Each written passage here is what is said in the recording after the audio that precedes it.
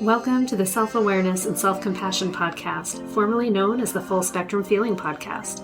I'm your host, Blaise Schwaller, life coach, mom, and former tattoo artist. I help people heal their past, speak their truth, and love the lives that they're living now. Join me here every week for conversations on how to live an imperfect but fully engaged life that embraces all the feels so that you can stretch into your best life while enjoying the you that's here right now.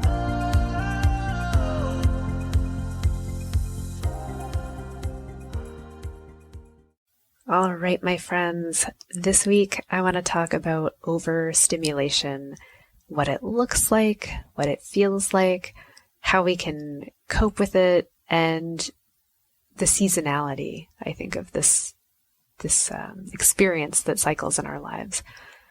So I will share with you that over the winter in particular, not only do I get stir crazy, it's like the need to go anywhere that's quiet, that has fresh air, that maybe has nature sounds, that would be nice, versus pots and pans like clanging, any kind of big, heavy noise. Voices seem so loud, talking, the TV being turned up. Like, honestly, it can be at a normal level, but it feels too loud. And God forbid I come home and it's like turned up louder, like you're at the movie theater. It makes me so angry and I want to punch someone in the face and I can't take it. And I feel like the need to flee. My whole body's like, get the hell out of there, Blaise. You can't take it. Like, either make them turn it off now or just leave, get back in your car and go somewhere.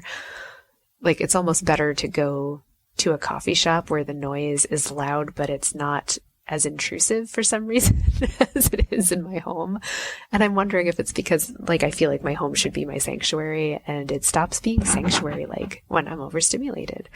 So, like bright lights, too much noise, even physical sensations can be too much where I'm like, I just don't want to have to smell too many things. Like the garbage can be overwhelming, or people cooking. I'm like, what the hell is that? Why are you using milk? It smells rotten. Ugh. Everything gets amped up to a level where I'm like, why am I so freaking sensitive?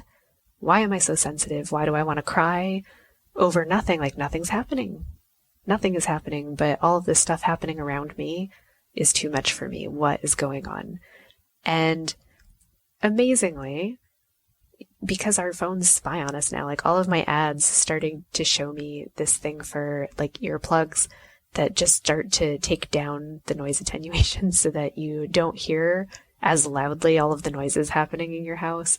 And I started to see like feeds of people, like moms talking about like overstimulation is a thing. Moms, like, are your kids too crazy and like, you can't take it? Like, that's normal. And I went, oh my God, it totally is. It's totally normal. But we all think it's a big problem that only we're having and what's wrong with us. But the truth is, we can only process so much. And then we need a break to just assimilate all of the knowledge. I think it's why sleep is so important. And when we're not getting sleep, it gets even harder to regulate these things. Like, you need time to process and go, that's what happened. Our brains like to categorize stuff. Like, I feel like when I'm sleeping, I just want to categorize everything. This belongs to me, this belongs to this person, this happened, this is happening next, this is my list. Like, I just want to understand life. And when too many things are happening at once, I feel like I don't understand what's going on and I can't even take in any more information. So once I hit that level of like, nope, I've taken in maximum information, anything beyond that feels like an assault. It feels like yelling at me. It feels like the colors are screaming at me. It feels like the food is just like, it's too much. Everything is too much. It's a lot of work. And I just want to shut down. And then someone will come and ask me for something. And I'm like, oh my God, what are you doing? Why are you asking me for this? Can't you do it yourself? Oh my God. And it could be a simple thing like, hey, could you just pass me the salt? I'll be like, dear God, it's right there. Why can't you do it? So that's usually when I realize I've tipped into overstimulation mode. It's not actually that bad, but it feels that bad. And so I'm okay saying like my experience of it is it's a tragedy and it's not okay. So I let myself have my drama, even if I don't act it out in the physical real world. But I do notice like, okay, it's time for me to take a break. So fine, here's the salt I'm going to eat. I'm learning to speak my truth and say, it's really loud for me right now and I'm feeling extremely tired. Could we just take it down a notch, please? And then just tell people what I'm doing. Like, hey, you know what? I have a lot going on right now. I'm just going to go be in my room and read in the dark for a little bit. I just need it quiet. I need it dim. Just a candle will do. That's what I need. And I'm taking that time for myself and I'm giving it to myself. But I know that many of us don't know how to do that, or we haven't been trained that it's okay.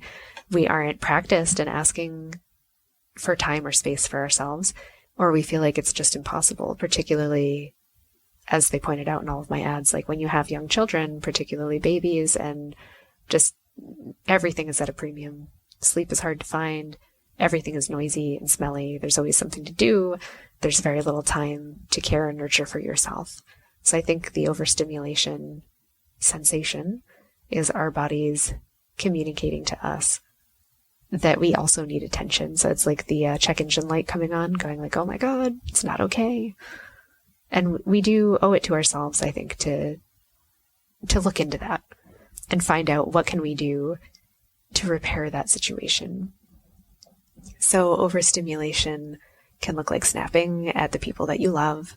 It can look like having things at work that you need to do, like you have on your list. You're like, oh, I know I should be reaching out and writing an email, and just staring at your computer being like, this is so overwhelming. I don't even know what to say. And what I find in those moments in particular is, okay, what if I just sat down? I enjoy like an actual physical pen and paper because there's something more satisfying about that. What if I write the letter to the world that I wish I could say rather than what I know I need to say for work or for whatever? And usually it's like, dear world, why the fuck are you so demanding? I'm so tired. I hate this. I hate that. And like all the vitriol just spits out, and it's a massacre, right? Like I hate this. I hate that. It's so loud. Stupid sunshine, stupid darkness. I can't believe this. Why is the TV on? Doesn't anyone know how to turn off the lights in the house? Da, da, da, da.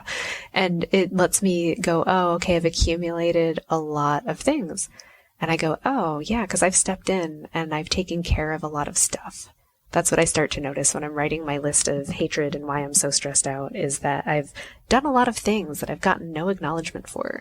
And I did them because they had to get done. And aren't I such a good person for doing it? And I feel very slighted in that someone had to do it. And of course it was me. And I recognize that I'm not seeing where other people stepped in and did other things because I've done too many without giving myself some love or care for having done it. So it's my love letter to myself after that to go, oh, okay, I see what happened here a little bit, and go, Blaze, I love that you stepped in and took care of your daughter when she was crying and had a bloody nose and it was very stressful for you. Thanks for doing that. I know that was really hard. And me going, it wasn't that hard, and being like, no, don't be like that. Don't brush it off, Blaze. It was hard for you. And I appreciate that you did it.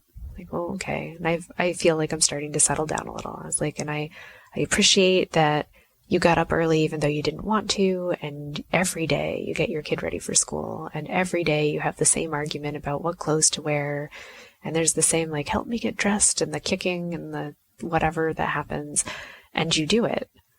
And I see you getting frustrated, and I appreciate how you've managed to navigate that. And the part of me that really just needed to hear that goes, oh, thanks. Thanks, you're right. I did that. And it was hard, but it's okay. And in a way, it's like talking to my child self, going like, you're putting in a lot of effort, and I see your struggle, and I see you showing up. And it's recognizing that I tell my friends this, like when they're doing a lot, I'm like, I see you out there working hard. I see you struggling. I know it hasn't been hard. I know that you've wanted to cry, and I know that you have cried. And I appreciate you and your honesty. And I'm like, oh, I'm starting to do that for myself. And doing that takes the edge off of feeling crushed under how much stuff is going on. When things get really loud and I'm upset about the noise, I can now tell myself, I'm like, you know what? it's a thing. It's a thing for you. And it's okay that you don't like loud things. Like we used to, I used to judge myself for this. And be like, oh, I wish I could be like other people who just enjoy the loud and can have 5 different sounds going at once. But the truth is, I'm not one of those people. I like silence. I can listen to one song. I can watch one TV show. I can't have the TV show too loud, or it's very overwhelming, and I don't like that. that's okay. That's who I am. And I'm okay to like myself as that person. There's nothing wrong with it. And it's okay for me to acknowledge that, you know, my daughter and my husband are not the same and they actually like things way louder than I do. And that's okay too. And I don't have to pretend that I like it. I don't have to suck it up. I can ask if I want to, like, hey, can we turn it down just a little bit and find a compromise? Or I can just say, hey, you know what? Enjoy the heck out of that. I'm going to go over here and do my own thing. And that's acceptable too. So I'm learning where I can either share in activities, like make that choice. What's important? Do I want to interact or do I really need the space for myself? What is it that I really need in that moment? And many times it comes down to, I want a hug. And do I need it from someone else or do I need it from myself or do I need both? And I'm going to say like 100% of the time I do need it from myself. And it's something that I never used to do or I felt weird about giving myself. But now I just give myself the mental hug. Sometimes I give myself like the physical hug and I give myself the praise and the love and the compassion. And then I talk about it too with the people I love and go, yeah, I was having a really tough time and I really just could use a moment. But being able to do that, it feels a lot safer. It feels like I'm allowed to slow down. It actually gives them a heads up about how I like to live and when things are starting to get out of control. It gives them a chance to head it off and help me out. And it also gives them permission to say the same things. So for my husband to say like, you know, I've had a shit of a day and I want to lay on the bed and I could sleep all day. I'd be like, totally get it, man. Let's have a snuggle. I'm so sorry you have to go back to work, but I get it. Would you like me to make you lunch? You know, like it gives us a chance to show up for each other and to do kind things that maybe we wouldn't have if we were trying to hold it together for each other so much. So I think allowing our overwhelm to show in a constructive way, I think it gives us a lot of opportunity for other people to show up for us. That ties back to the receiving conversation of last week too, where, you know, we have to open ourselves up and let people know what we want, or how can they know that we want it or give it to us? If they think we already have it, it's not on their radar. So I'm learning how to put things on my radar first and notice what they are and then decide, do I want to put them on other people's radars too? And how comfortable can I be with that? And that changes from day to day, and I'm sure it'll change for you as well. But it's a great question to just say, hey, what am I willing to put on the table? What am I willing to ask for? What does my experience really call for right now? What do I need? Do I need help? And am I allowing myself to have it or provide it? In what way could I make things easier on me right now? And I think when we're in overwhelm, we go, no one's going to hear it. I just need everything. Like that's the cry. Is everything is upsetting and I just need it all to stop. And just stop. I just want it all to stop. And we're afraid to say that because then we're like, oh, well, then everyone takes everything away. And then that's not what I really wanted either. So, I mean, it's a learning process to decide how much help we need, what kind of help we need, what kind of a pause we need, and learn how to make space for that. Both by giving it to ourselves and by asking for it from others and asking the universe for it. Like, where could I find that space? And I would say we should be easy with ourselves as we learn to walk that road, as we learn to open up and, I don't know, be vulnerable, be real, be honest. I think, honestly, I love seeing people admit when they're stressed or overburdened and let me know about that because, well, in a selfish way, it makes me go, oh, thank God I'm not the only one that finds this stuff hard. Like, there's so much relief in knowing that everybody else also has a hard time. And it's not that I want them to have a hard time, but there's a relief in going like, oh my God, we all feel that way. Because then I go, oh, if we all feel that way, then we all can benefit from providing and learning how to provide this for each other. We all could benefit from slowing down. And if we all actually contribute to it, we actually can change how things work. And we start in our own lives and then it ripples out from there. I'm like, man, we could change the universe. We could change things for our kids so that it's normal for them to ask for the help they need in the time they need. And it's normal for them to give what they can in a joyful way, in a way that serves everybody. a kinder world, a kinder way of working, a kinder way of providing for each other. I have a lot of thoughts lately about community and connection and what it means to set up as a part of a community, to really be available in society, right? To not just be in my own little world, but to truly be showing up. And how can I do that in a really authentic way that isn't just me throwing myself out like a doormat for people, but really showing up in integrity with what I honestly can provide at any given time, and to be there in empathy with what's going on with them and providing what I can at any given time, but also receiving what they have to give at any given time and what I need. And the more I look at it as an ecosystem, a balance, that's what this year's thought for me anyway is all about, is how can I thrive? How can I not only receive, but give and receive in equal measure? How can that become a really amplified and vibrant existence? And I want that for everyone. I love creating that world. I would love to hear your thoughts. Like, how do you deal with overstimulation? How are you providing for yourself and teaching others how to help you through it? How do you help others through it and recognize it in others? Or, yeah, like, what stage are you at? Are you at the, oh my God, everything is just way too much? Or have you managed to manage it somehow? And honestly, like, I'm sure it fluctuates day to day, moment to moment, hour to hour. But I'm cheering for you from here and wishing you all the feels and all the love. I'll see you next week.